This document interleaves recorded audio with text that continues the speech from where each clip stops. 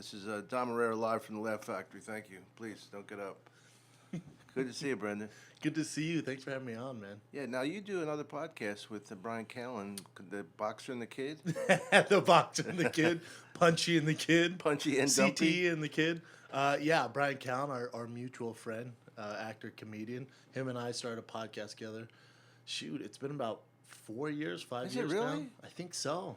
Wow, because I I know. did his when he was alone. That kind of When he had like 8 listeners, that when he was just by himself, the and then Brian Callen so show. you just brought it up. He still does that, but it's more of like they read books and then they talk about. It's more of like a book club now. Oh. And then Brian and I's things, it's a more of a comedy kind of vibe. Well, where do you live? Marina Del Rey. Oh my God! Well, thanks for coming then. Oh, no problem. For you, I told them. Anyone else, not a chance, man. Well, I appreciate it, man. For 'cause you, that's- you're a legend, man. I don't know about that. I'm old and I'm fat, but thank you anyway. Get out of here. Get out of here. It's the least. So we were just talking about. We went to a restaurant on Melrose, and I mentioned to Brendan that that it was really good. I went back there twice. He said it burned down. Wow, life is precarious these days in Hollywood. Be a Coney's. That's what it's called. Our good buddy Is that what it was? Brian's really good friend owns it, Fabricio, and he has a restaurant, Via Veneto in Venice. Oh, I know that place. Amazing. We were It's gonna best get Italian married. in We LA. were gonna have when I was gonna get married to this girl I was living with. We were gonna do the party upstairs. That little. Yeah, me and Brian, we just had Brian's birthday there. His Oh, birthday really? party was up there. So it's Brian's good friend Fabricio owns it, and then he opened a new restaurant, Via Coney, where I met you at. Yeah. With all our friends, and we tell everyone to go there. Obviously, you went there. You got your wife there. Rogan was there. We finally got Rogan to go there. He brings his wife there, and we go, "How was it?" And he goes, "Oh, it was good, man, but something's wrong with the electricity. The lights kept flickering." We're like, that doesn't seem like them. Literally that night, because of the rainstorms here in LA, it caused all this electrical problems, and it burnt down. Yeah. Our favorite place burnt down. That's funny. No, because I had some flooding, and I was praying for rain. And then it's like, be careful what you wish. That's the thing. Everyone, as soon as you see the rain, like today, everybody. I was just in Starbucks getting a coffee. How about this weather, huh? And to the T, everyone, we need it. We need it. We I'm never like, had weather before. I haven't. I've been here for 20 years. I've only seen it rain like a couple of years. Like they would have like a couple weekends of rain, but Yeah. like the last couple of years, man, it's been brutal. it's been dumping here. But we can't talk about the drought on this podcast. We'll lose too many people. I agree, man. You start talking about weather, they tune out. Yeah. It's amazing. Tornadoes. They're really. Would you rather be in a tornado or a major earthquake?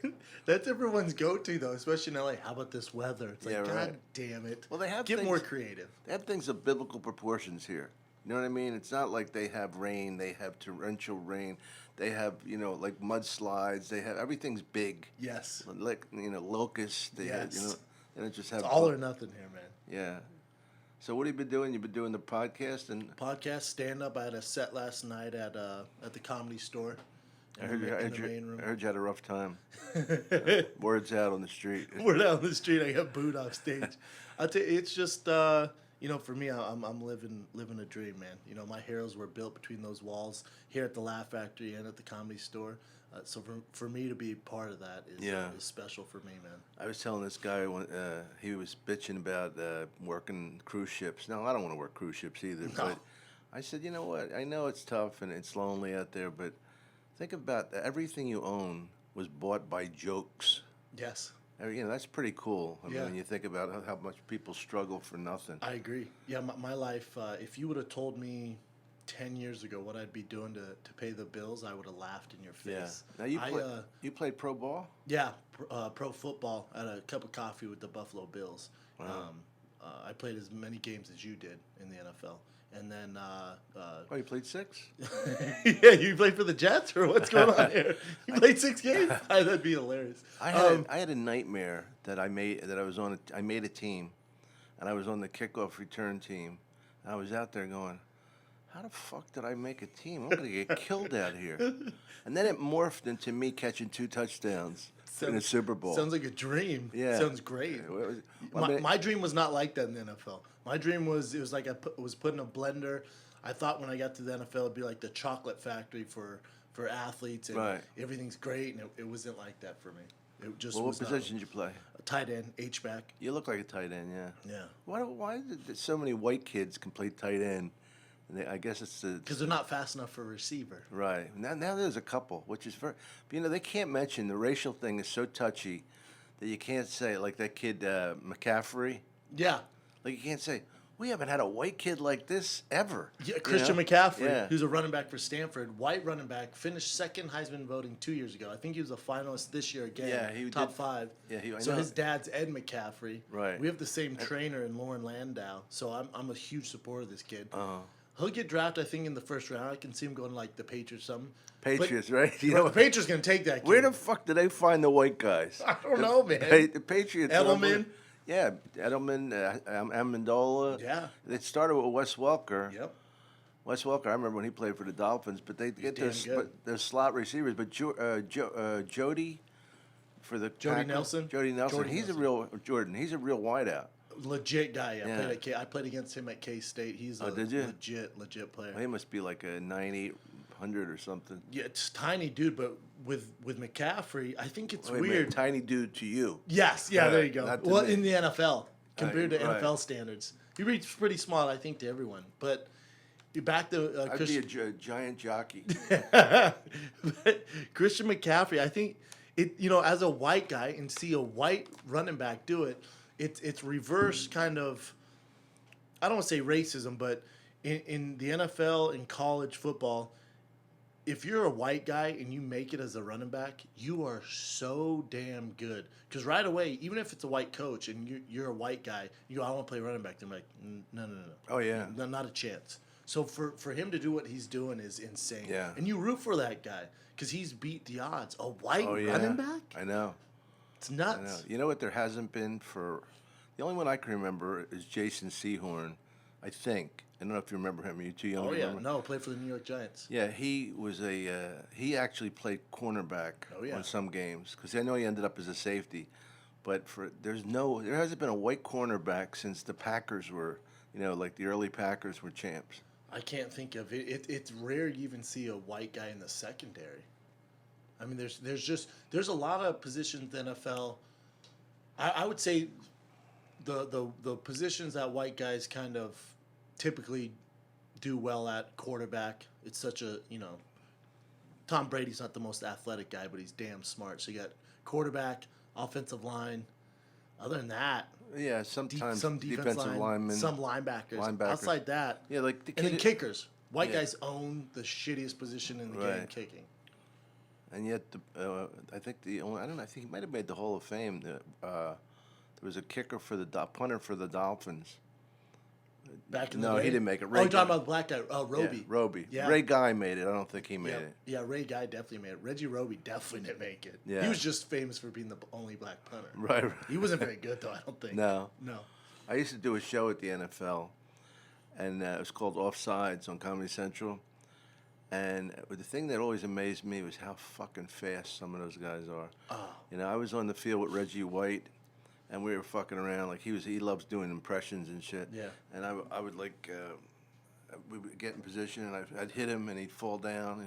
Like I really Yeah. knocked him down. He's go, "Oh, Dom, why you gotta play so rough?" I said, "Come on, you pussy, get over here."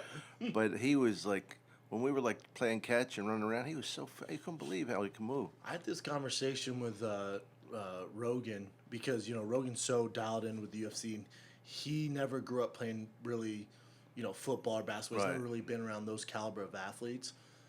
And, I took some flack for this. I said the same thing on my show, but the best athletes in the world aren't competing in the UFC and stuff like that. When you see the level of athlete in the NFL, in the NBA, in the MLB, it will blow your mind. If LeBron James decided to fight in the UFC, or if my God, a can you defense, imagine? imagine a linebacker, if a defensive end in the NFL decided to fight in the UFC, J.J. Watts. oh, what are we talking about? I mean, you're talking a Yeah. completely different human. Well, what happened was as it evolved, as sports evolved in the United States, the number one sports changed a lot. There used to be boxing and baseball were the number one sports. America's pastime, right? That's what Yeah, baseball used right. to be. And football is America's pastime. Easily. You're not going to go to Texas and find every stadium filled on a Friday night watching high school baseball. Not a chance. But football, you will. everywhere. Yeah. They can't get enough of football. That's incredible. And it's funny because there was during the whole Trump and Hillary during their whole debates, some of the ratings were down on sports and like the NFL suffering a little bit, and it's never been bigger. Yeah. Like the AFC Championship, the NFC Championship, biggest ratings of all time. They're killing it. I can't stand Goodell. I don't think anyone. I've never met a person who likes him ever. Me neither. Have you? No. Have you ever met? God, that Roger Goodell's I killing never it. heard of a really good thing about him. You know what he makes a year? Yeah, like 40 million. $44 million. Yeah. Isn't that insane? Sorry, I didn't mean to leave 4 million. off. You were right though. I mean, most people don't know how much bank That's that guy brings in. unbelievable, isn't it? Think about the league. Yeah, How much money they make. Well, remember when they had that lawsuit about the concussions and they just gave over like so many millions and didn't even blink? Oh, they don't even blink. And they think about it. He lied about it in front of Goodell? Yeah. Yeah. They had evidence that brain trauma is real and it's from football. And now, they address it, but concussions have never been higher. But what do? You have kids? No. Well, I have a goddaughter that I raised, yeah. So if you had a son and knowing what you know about football now, would you let him play football? No. Would you? I have a son. He'll be a year in 2 weeks. I don't know. I go back and forth because football made me the man I am today. Yeah. Not fighting. Football did. Well, I love the sport, but when you ask, I should qualify that yes or no with how the kid's built. There you go. Because if he's a kid that's just like a skinny, kind of real fast, good athlete, I'd rather him play something else. If he's a fucking load, like a Nebraska lineman, then I wouldn't care as much. The chances of those guys getting brain injuries, I think, are a lot slimmer. They're higher. Really? Offense lineman brain trauma's higher. You're kidding? Because this is interesting. Most people think that, but an offense lineman's those little pats nonstop that are 200 times a game are they do more damage than that one big hit from the receiver, the one big hit the quarterback gets. Yeah, because they're doing it in practice nonstop. So the linemen actually suffer from more brain trauma. No kidding. Which is surprising. Well, I remember Jim McMahon was an old buddy of mine, and I remember telling him, I go, "What the fuck you doing? Banging heads with those big mooks?" Yeah. I said, "You're gonna hurt your brain." Fuck it, And he's suffering now. He's suffering now. Yeah. Did you hear Mike Ditka, his head coach? One of the greatest football coaches of all time. He said, "If I knew what I knew about brain trauma in football back when I was coaching, I'd never do it." He was, I wouldn't have signed up for it. That's insane. I think it's easier said than done when you're on the other side of the road. Yeah. But a lot of times you don't have options, and sometimes the juice is worth the squeeze. If my son is exceptional at football, I'll let him play. If he's just a guy, if he's just one of the guys, do something else, man. Yeah, yeah. If you're not gonna make a living at it, or it's not gonna pay for your college, find something else. Is your wife an athlete? She's a good athlete. Yeah. Yeah. Yeah. She didn't play professionally or anything like I did, but she's a very good athlete. Yeah. Yeah. I didn't play professionally either, but I'm a fucking remarkable athlete. I think I'm not trying to instigate any trouble. The reason I think I could beat you in a fight, it's because I want it more. You 100%. I want it more. I would not fight you if you I'm insulted slower. my mother. I'm right slower than you. I'm older, so I'm savvy. You're like Bernard Hopkins. Yes, exactly. Yes, you got the knowledge on your side. I love that. It's amazing how life is like God didn't plan it the other way, where you got better as you got older. I know, isn't it weird? Oh yeah. Although Bernard Hopkins fought until he was 52. And did you see how that story ended? Did you see his last fight? No. He fought this kid out of New York, construction worker, former world champ, big kid, and they thought Bernard Hopkins. This is his last fight. It's literally at the Forum here in L.A. Everyone kept sold out arena. Big puncher, and they're like, it's going to be tough for this puncher to land on Bernard Hopkins. This kid knocked Bernard Hopkins out, the worst knockout you've ever seen. Oh. He hit him with an uppercut. He flew out of the ring, hit his head onto the ground. That's he didn't get back in? No. Well, the thing is, once you lose that incredible, like I was watching today, this is being done before the Super Bowl, this show. I was watching today, like Dan Marino was next to Breeze. Yeah. And he's not really that much older than him. No. But in football time, he's dead. He's a tortoise. Yeah. Yeah, there's like, someone will go, in fighting, they go, he's only 32. I'm like, he's 32 in fight years. Yeah. That's like it's like a cat. Times Yeah. that by 7. When you see a 32-year-old fighter or a 32-year-old running back in the NFL, they might as well be 80. Yeah, especially if you stop. Oh, You yeah. can't stop. No. You know, it's too competitive. I've been with professional athletes, like just shooting them up and stuff, and it's amazing that we used to. When I was in Miami, the Dolphins lived at our school, so I used to play basketball with them a lot. Oh, really? It's like running into a fucking wall. Oh, yeah. I mean, You know, those offensive line, and they don't even mean to hurt you, but you No. just gotta, like, if they throw a pick on you, you're they're dead. just big guys, man. Yeah. Well, I was 105 pounds at West Catholic. Really? Yeah, you know what I found out after all these years, like, because I kid around about playing football at West Catholic in Philadelphia, freshman football, and I never knew this, but you know why I made the team? I'm sure we just all heart. Just Well, all I had a good heart, but you know why? Because they didn't cut anybody. That's why I made the team. I just found that out a couple years ago. I was so disappointed. I thought, wow, one football team that I made. made the cut. Right. Made the cut. Now, you did Ultimate Fighting and all that? Yeah, I went from Division I football, had a cup of coffee in the NFL, and then transitioned from there into mixed martial arts, UFC fighting. Yeah. That's a tough gig, sir. Oh my God. That is a tough gig. When That's why anything now that happens to me is just icing on the cake. Yeah, that's pretty cool. It's pretty cool to reach that height in anything. You It know, is. To do It it in is. 2 things is amazing. Yeah, it is. The one thing I absolutely wouldn't let my son do is fight. Yeah. Not a chance. My father was a boxer, and he was a 500 boxer, which, if you're a baseball player, you'd be the most amazing In the hit. Hall of Fame. In the Hall of 50. Imagine hitting 500. Oh, you're good. But he'd come home. I mean, he left when we were really little kids, but I remember him like just bleeding, and they didn't have the medical attention they have now. And he would win. He would win fights that he was. Oh, it was a mess. Back and forth. My grandma used to tell me when I started doing it.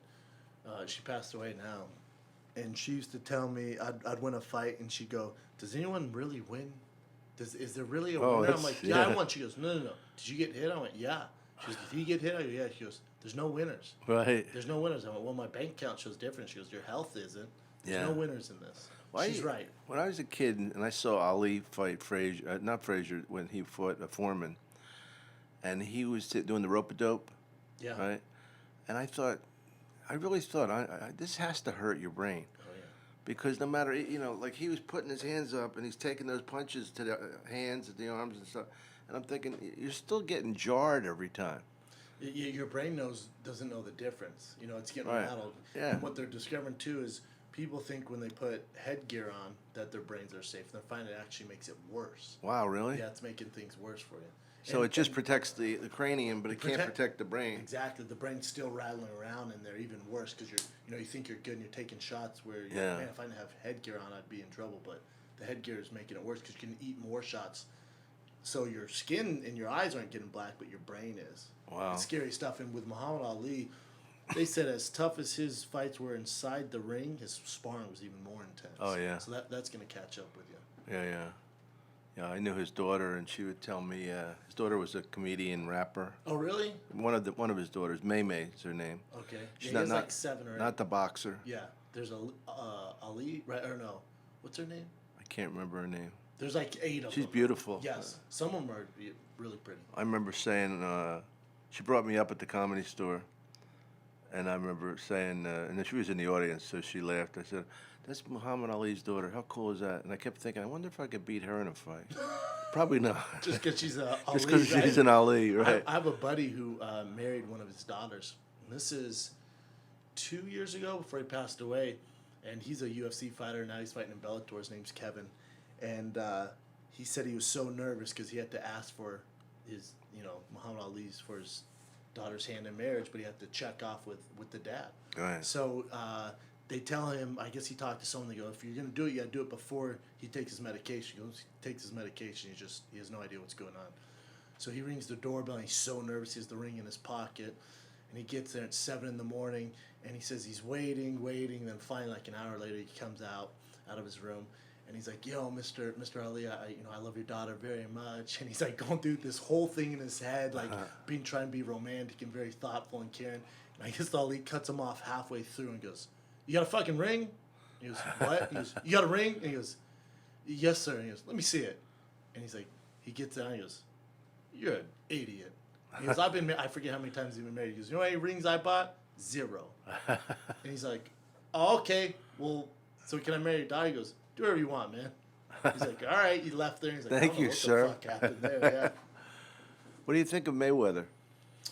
Yeah. You think that kid would have a chance beating him? I do. Conor McGregor? I do. I've been saying since day one, I think the fight's going to happen. I think the fight's going to happen for multiple reasons. I think, the UFC selling, they have this $4 billion nut. I don't know how familiar listeners are with fighting, but so the UFC sold to a bigger corporation. Now they have this debt of $4 billion, what they sold it for. Wow. So they have to figure out ways to make that money up, just as a business plan. There's not a whole lot of stars left in the UFC. Ronda's out, Brock Lesnar's out, so their big headliners are gone. Conor's by far their biggest star, bigger than anyone I just mentioned. So I think now more so than ever, they'd be willing to entertain the idea of cross-pollinating promotions with Right. with. But what would they fight under? Boxing rules? Or? 100% boxing rules. Oh, okay. It's the only way Mayweather would do it. And what's Yeah, weird well, is he would kill him in the you'd kill Pentagon him. or whatever. But it's not even a fight. If it was just a straight fight, Conor would beat him in 13 seconds. How much does he weigh? Conor walks around about 170. What did you weigh?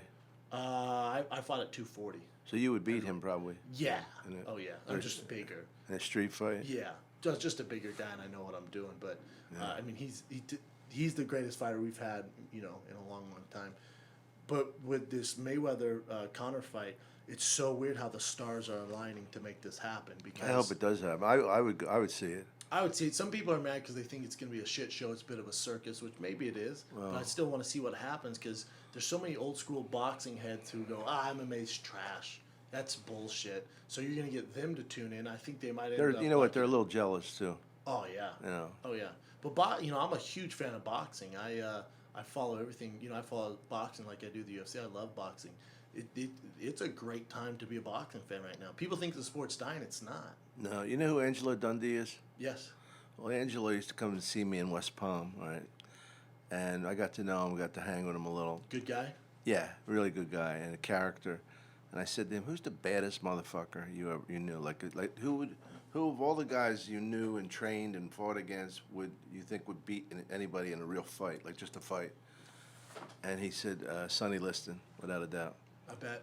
He said Liston had, because I knew Liston had like problems with drugs and the mob and all this shit, Yeah. whatever.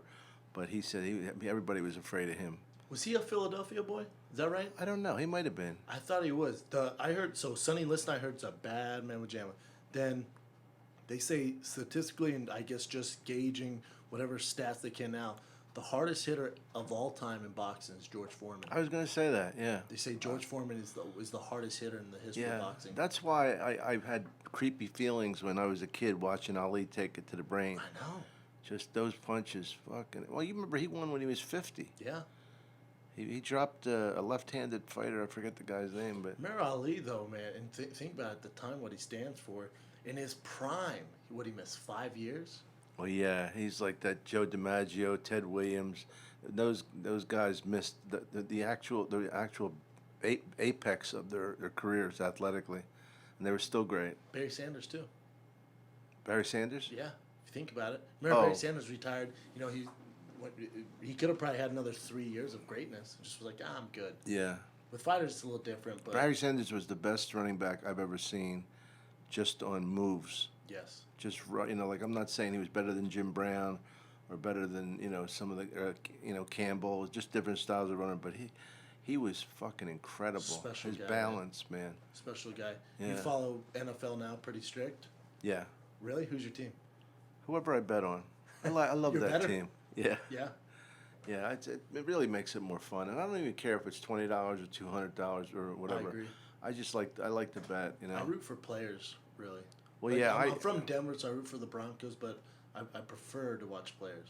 Yeah, well, when I worked with the NFL on Comedy Central, I had the show for I think it was 4 or 5 years, and it was before Comedy Central was really big in the '90s and stuff, and that made me root for the guys who were nice to me. Yeah. compared to some of the guys. Some of the guys were dicks to you? It's a little bit, but most of the time, because they had to go through the PR department, they wouldn't let the jerk offs, come in. Because they'd give the NFL a bad name. Yeah, they just wanted filter like those guys out. yeah, the guys like the Bus, Jerome Bettis, Oh, those yeah. guys, they were like fun guys. They're smart, Yeah. I wanted to do Romanowski. We're in Denver. Used to practice in a place called, I believe it was Haley, Colorado, right? That's where they did their preseason. And I said, what about Romanowski after lunch? They go, you don't want Romanowski. I said, no, I'd like to talk to him. They go, yeah, no.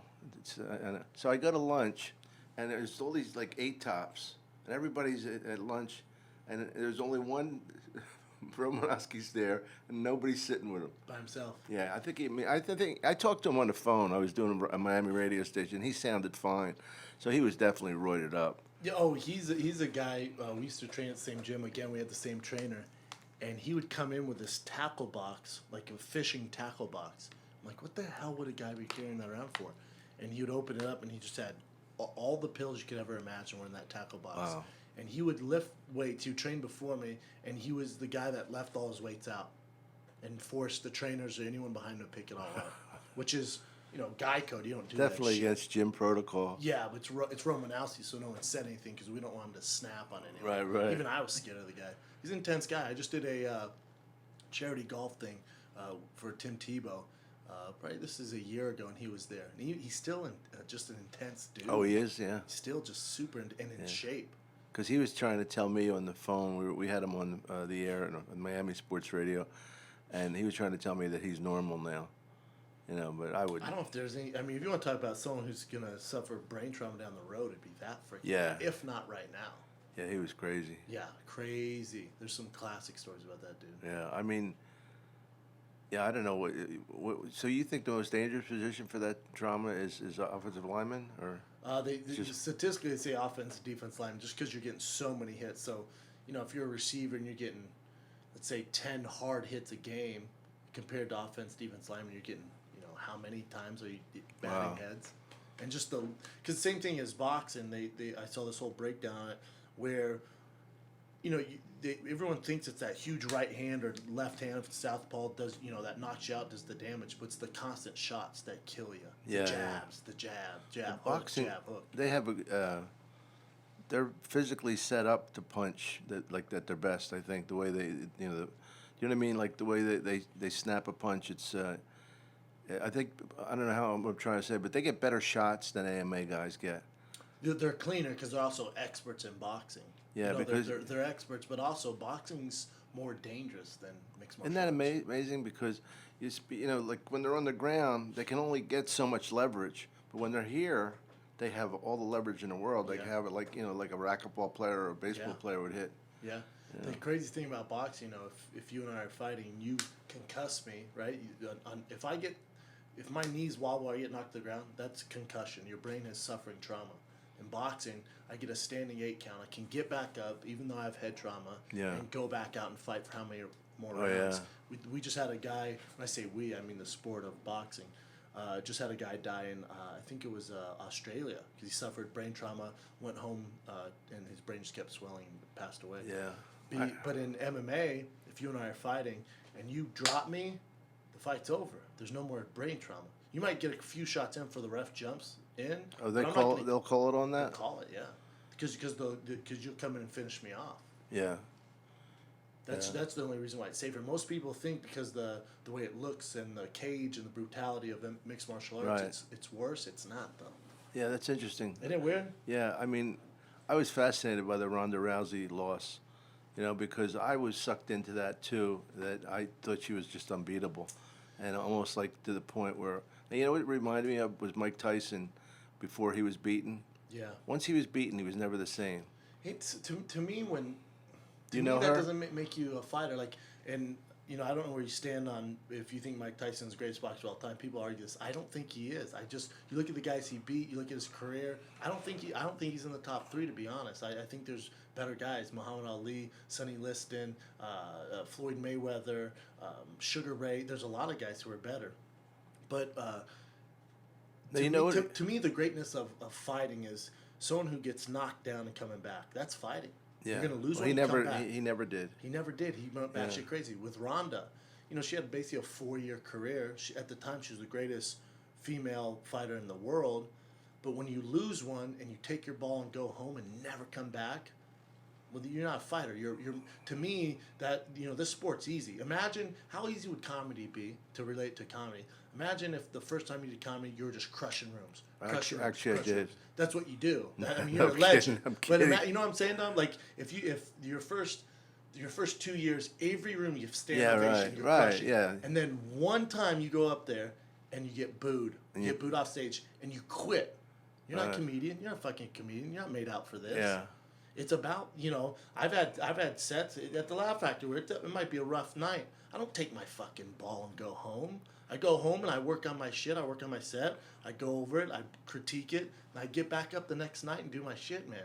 I've had fights where, I lost 2 in a row, 3 in a row. I come back the next fight. And that, to me, that's life. That's fighting. Imagine if Tom Brady threw an interception and was like, fuck it, I'm done. Yeah, right. It's crazy to me. Yeah, but you know what? Part of it's that bully syndrome. Correct. And once you break the bully, they're not the same. And Tyson, you can't blame him. It's like Michael Jordan. Michael Jordan didn't have great teams to play against. So what is he going to do? He played against whatever opponents came up. You know what I mean? Like he didn't have the Celtics and Lakers of the '80s. He had a good Knicks team though, if you remember that. Yeah, they were good. Houston. No, they were good. Jazz. I'm not saying they weren't good. They weren't great. They weren't great like the Lakers and the Celtics and the Sixers were. Yeah. They were just all-star They were teams. good though.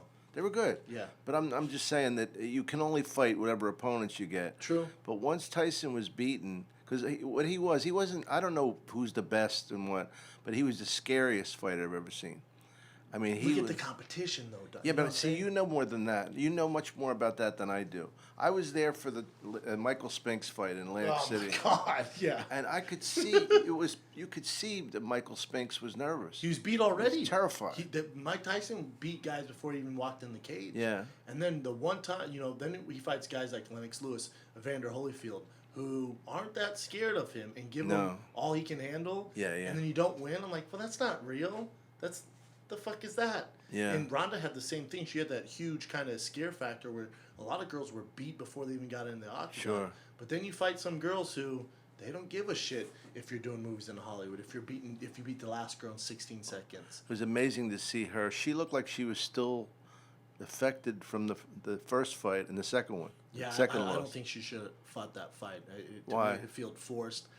And we'll take this back to comedy. Imagine if, let's say tonight you have a horrible set. It goes horrible. The worst possible set you've ever had. And you take 411 days off before your next set. I'm like, Yeah, right. I don't know if that's his passion. No, it I don't doesn't know if make this is sense. cut out for him. She took 411 days off, was doing everything else in the books, and the people around her go, you should fight. The UFC needs you. And who knows what Dana was saying, who knows what her agents were saying. She's obviously a big draw, it's a big payday for everyone. Yeah. They talk her back into doing it. But the MMA gods do not give a shit what your plans are. If you don't have your full heart into fighting, you will get fucked up. And were you afraid when you Terrified. were? Right. Terrified. See, every Tyson, time. one thing he admitted was he was so afraid. That's why he fought so hard so fast, because he wanted to get it over with. I agree, but Yeah.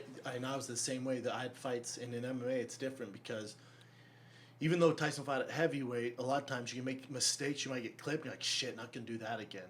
But in the UFC, as a heavyweight, I was a cardio guy. I was more athletic than a lot of guys. Had a lot more skill than a lot of guys I fought. But I lost to some guys because I wanted to get in and out so fast because I was terrified. I'd Right. rush in. Yeah. And at heavyweight, there's no room for error. There's just one jab, one hook. The way you learn not to do that is, back in the locker room when you're waking up going, what happened? They go, what, you lost. Wow. I can't imagine being in there. It was a tough gig, man. I'm so fortunate now. Well, you're fortunate that your brain's so good. Yeah. Hopefully it doesn't kick in down the road Nah, here, but it ain't gonna kick in. yeah, I'm lucky. I got my wits about me, and I'm lucky I have friends like Brian Callen who got me out of there, and Joe Rogan who kind of helped me along the way. Isn't Joe fucking great as an announcer? Yes, the best. He's terrific. I think he's more important than any fighter they have on the roster. That guy, because remember, he's the voice to the fans. I know, but I mean, he really is a good teacher. He's not condescending. You know, like John Gruden. Yes. He does stuff like I don't. I like football and I follow football. I'm not. I wouldn't say I'm qualified at all to coach football, but at least tell me what a bubble screen is. Yes. Don't fucking go into terminology that other coaches Into know. a Tampa 2 coverage. Yeah, and, right. Assume everyone knows what the fuck they're talking about. I know it drives me crazy. I mean, he's gotten a little better. Maybe somebody talked to him, but I mean, at first I was like, "Are you fucking kidding me?" Breaking down bubble screens and freaking Right. zone blitzing. Yeah. Well, I had this argument with two guys, and one was whether football or baseball were more complicated. And I just said, it's not even close, because no matter how, tell me what you think after this, but you never see guys, bringing the baseball, the book, carrying the book around with them. The playbook? Yeah, the playbook, and for hours and days and studying. And, I mean, when baseball managers go into town, they have like the Domino's pizza number memorized. Yes. The manager isn't fucking watching film and killing himself like Dick Vermeil or No. Joe Gibbs or that. You're 100% right on this. And a lot of people don't realize. I had this talk with Brian, because Brian goes, I mean, football players, you don't have to be that smart. And I went, whoa, what are you talking about? I went, let's just go through some of the positions. You talked about the quarterback, the centers, wide receivers. Oh, yeah. He goes, well, wide receivers, they tell you what to run. I went, no, the wide receiver has to know exactly what the quarterback's thinking based off the coverage Yeah. he's seeing. Then he has to react in live movement what route he's going to run. He Yeah. runs several different routes. Football's so complicated, it's insane. And that's why it's so tough to find a franchise quarterback. 'Cause Yeah. they have to have their shit together. Oh, man. They when just do. They look off people in like a tenth of a second. Boom, boom, boom, boom. They change the play. It's incredible. It's nuts. And the quarterback obviously is the general on the field, but then the center is the eyes to the quarterback. He's the one Yeah. who dictates what the protection's going to be, where it starts, because they have to count. So the center's the captain as well, and then you go to the defense. The middle linebacker is the quarterback of the defense. Yeah. So he has to get guys in position. It's complicated. I mean, I know stuff, baseball's difficult, and I know that one thing about baseball, it doesn't matter. You can't out hustle things as a baseball player. No. You know what I mean? Like in football or in basketball. Say in basketball, you can have a Dennis Rodman, who is not the greatest shooter, but great rebounder, great. In baseball, no matter what you do, if you don't hit and you're in certain positions, you can't play. You're not You could be the touching greatest field. fucking athlete, steal every base and everything, but if you're not hitting the ball, it's You're over. not touching the field. And baseball statistically is the hardest sport to go professionally in.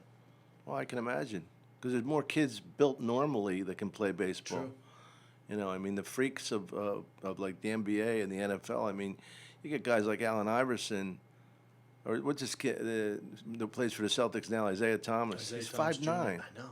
Fucking 5'9". I'm Nuts. 5'9". I'm 5'9". I mean, I can't even imagine going up I know, against isn't it those nuts? guys. It's nuts.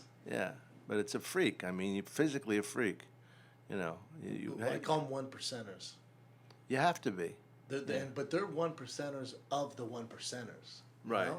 Because just to make it to Division One level sports, whether it's football, basketball, baseball, you're a one percenter amongst high school athletes. Yeah, And people then don't. to stick out from there to get drafted is another 1%, and then to be a superstar. Yeah, I know. I feel it for some of these black kids in neighborhoods that they want to work their way out of through athletics. And I mean, I agree that that's certainly a possibility, but you better, I'm not to get corny, but you better fucking study too, because It's so important. if you knew how fucking impossible it is, But would you do anything if someone, like, if you're a kid, even now, if someone sat down and went, hey, Brendan, you're gonna try comedy and entertainment. Here are the odds of you making any money doing this. Do Yeah. you still want to do it? I'm like, shit, I don't want Oh, to see I know. those odds, man. I know. Because what's the chance of, I'm sure when you were a kid or when you're in high school, someone, hey, Dom, here you go. Here's your odds of being successful in Hollywood. Whether it's being a comedian, actor, whatever you want to do. Here's the odds. Yeah. You don't want to hear that you would shit. No, You because had a dream. look, I remember driving into New York in 1978, right? Before I was a stand-up comedian, I was just getting done. I taught school. How old are you at this time? I can't talk about that. Let me ask you, let me put it this way: if I died of natural causes, It's all nobody's good. surprised. It's Nobody. like, yeah, you had a good one. Thanks. Nobody would know. It's all It good. breaks my heart actually to tell you how old I was. So, Really? Yeah. Really? Yeah. I miss it. I miss being able to run. I miss being able to jump, leap. I miss. Now I have to worry about how much jizz I have. Like I can't jerk off and then go fuck. No, you gotta be calculated these days. I gotta like jerk but not off. So I'm kind of full. It's not good. It's not good.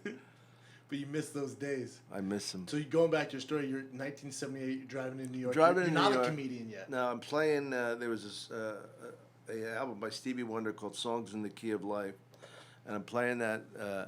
And I get into New York. As soon as I get into New York, I hit a cab. Right, I just rammed him from behind. He gets out, some Middle Eastern, screaming, and then he goes, "Oh fuck it," and he just gets back in the car, and I'm laughing. I'm thinking, "Oh, welcome to New York." But I remember thinking 98%, and not to be a jerk off, I remember thinking 98% of the people that are in SAG don't work, right? And I thought, wow, it's going to be so cool to be in that 2%. I really believed it. Because you were headed to New York to be an actor? Well, yeah, just actor, comedian, I mean, I became a comedian because I was hired for Saturday Night Live for 3 shows. I had no agent, nobody, I didn't know about the whole show business. I didn't know about the business part of show business. And I realized how stand-up comedians seem to become popular because their name is out all the time. You know how like we'll watch a TV show or a movie and see an actor and you've seen him like 50 times, but you still don't know his name. Yeah. Everybody knows stand-up comedians' names because they're always introduced by their name. Yeah, and they're active Yeah. too, a lot more active, and you control it. And I thought that's what I wanted. I wanted some control, And when so Saturday Night Live, how'd you get that gig? By the way, I'm the biggest Saturday Night Live buff you'll meet in a long Yeah. time. Well, see, I never see it because I'm always working, And I mean, I just never take the time to record it. But I know there's some good shows, and I heard the whole thing with Trump was hilarious and all that. But Yeah, it's amazing. But I always liked. I'd rather play basketball than tennis. I would always rather be on a team than play an individual Sure. sport. But I was, stand-up. I was in improv group and stuff. But stand-up comedy enabled me to make a living pretty much right away. And you control your destiny a little bit with stand-up, right? Yeah, definitely. So did you try out for Saturday Night Live? Yeah, that's what I was saying. I got it. I didn't get it. I mean, this is when the Eddie Murphy years. This is when Lorne Michaels left Saturday Night Live, Yeah. and they brought in a couple people. A woman named Jean Demanian, who was Woody Allen's friend. They brought her in, and it didn't work out. And then they brought this guy Dick Ebersol in, and he fired all of us. But they had me under contract, so basically, I was like a glorified extra for a couple shows. But what it taught me was that you need representation and the power of stand-up comedians, because when you're saying about the NBA and all, you know how many players there are in the NBA? They're like 350 or something. There's 11 on a team. Yeah, so whatever. Whatever that is, not Yeah. many. Maybe 300, right? Yeah, but like there's not even 300 headliners in the United States. No, For sir. stand-up, I mean, there's regional headliners. There's guys that only do well in Arkansas and different places, but so like that, I never even thought about the odds. I guess. I don't think you can though, Don. No, Right? yeah, to you do can't. anything. Yeah, you would sit in your room and fucking pout. I think if you're worried about odds, you should just go get a 9 to 5 and just chalk it up to like, I don't want to deal with the risk. I don't want to be a guy who's gonna look for it to be, an outlier, Yeah. entertainment or stand-up comedian. Yeah, I had a dream last night about it because there's something so much fun to know. At this point, like I just know, like I can feel a crowd out. Yeah. And I'm not saying I'm wonderful or do every time kill or any of that bullshit. Pretty damn good. Well, it's really fun to be good at something. You know what I mean? Just to know one thing in life you can do is that. Yeah. Something, I mean, you have multiple choices. I mean, you've had, because of your physical prowess plus mental capacity, you've obviously done things that none of us are ever going to do. Yeah, but I wasn't great though, Dom. You know what I'm saying? Like, I was good at football, played Division I. I wasn't an All-American. I had my shot in the NFL. Wasn't gonna make a living doing that. I was a good enough athlete to go to the UFC. I was ranked in the top 10 at one point in heavyweights in the world, but I was never world champion. Oh, I yeah. could have still But just fought. being there is fucking rare air, you know? Yeah. You don't realize it because you want more, but Yeah. of course you do. Yeah. Yeah, and now the space I'm in now, I don't know, it's scary. It's scary terrain. I'd like to see you do stand-up. Yeah, I'd love for you to. Don't watch Brian Callen. You'll get in bad habits. I don't. No, I'm I kidding. don't. I don't though. I'm kidding. No, he's a different animal. He's a very. I'm more of a storytelling type of guy. I've been doing it now for about 2 years. It started with Brian Callen because with our podcast. How did you hook up for the podcast with him? There's a reality show, fighting show called The Ultimate Fighter. Yeah, yeah. Which I was on the years ago. That's how I got my start in the UFC. I was a finalist on that show. Fast forward to years later, I was a guest on there as a coach, coaching the guys who were trying to make the UFC. I'm teaching them grappling, jiu-jitsu. And someone brought Brian Callen in. He was in Vegas doing a show at Mandalay or something like that. And they brought Brian in to make the guys laugh. And so Brian comes in, and he's given a heartfelt speech on his days in high school wrestling. Dead serious. Mm-hmm. And he's telling the story, and because on The Ultimate Fighter, for those of you that don't know, it's a competition show. It's 16 fighters, and you're in a house for 6 weeks, and you have no phones, no reading material. It's miserable. It's a tough go. So we brought Brian in to make the guys laugh. This fucking guy gets up there, and he starts telling a story on how tough his wrestling days were. So I stop him halfway through, and I go, hold on. Everyone turns to me, and I go, are you really giving us a glory day high school story? And he goes, yeah. And I went, let me do a solid here. I went, hey, fellas, how many wrestled in high school? And everyone raised their hand. I went, very good. How many wrestled in college? Probably 75% of them raised their hand. I went, how many were All-American? All of them raised their hand. I went, do you want to continue with your high school wrestling story to these guys? And he starts laughing. Afterwards, we're just talking back and forth. He goes, hey, I have a show tonight. You should come. And I've always been obsessed with stand-up comedian Saturday Night Live. It's always been my dream since I was a kid. I was just born with this body to fucking catch footballs and punch people in the face, unfortunately. Hey, it's not a bad thing. That depends who you ask. Be better than the guy who got beaten up. That's true. It depends. Remember in the Woody? I don't know if you're too young for this, but Woody Allen used to have one movie where wherever he'd go, they'd take his glasses off and stomp on him. But that night, I go to Brian's stand-up. We're talking back and forth, and we just hit it off like two gay dudes, I guess. And I'm man love. Yeah, straight man crush. There's a bro love going on there. And I was just getting ready to move to L.A., not for entertainment or to pursue anything I'm doing now. I was moving because I needed a change from Denver, and the L.A.'s a hotbed for mixed martial arts. There's a lot of good coaching here. Yeah. And I sold all my stuff in Denver, and I was driving down. This is a week after meeting Brian. Brian was the only person I knew and only phone number I had in my phone. I knew no one. Wow, and so I was like, I'll take a chance. And I texted him. I went, hey, any chance you're around for coffee? And I don't know if you know Brian. Brian's the guy where you meet him, and he would give you the shirt off your back, and he will trust you. He would give you his wallet. It's interesting you said the shirt off your back. Yes. Instead of my back. Yes. Yes. And so I text Brian. We met for coffee, and we just started talking. He goes, man, you should come on my podcast. And I didn't even know what a podcast was. Right. I go on his show, and we have this weird chemistry. And he calls me maybe a week later and goes, hey, man, I got great reviews and feedback from our show. You and I should do a podcast together. I do not have time for that. I'm so busy, man. I'm trying to find my way here in L.A. And he goes, just meet once a week. It's on your schedule. And he goes, we'll talk about just fighting. Anyone who knows me knows I don't really like to talk about fighting. I'll do it as a job if you pay me, but as far as my free time, I don't really want to talk about fighting. And I went, not a chance that happens. I said, I'll meet with you and do your show or do our show, whatever you want to do, but you have to let me be myself, man, talk about life and funny stuff and just like a lifestyle show. And he goes, all right, fair enough. And then I go, what do you want to call it? And he goes, well, they call me the Kid. And I went, who calls you the Kid?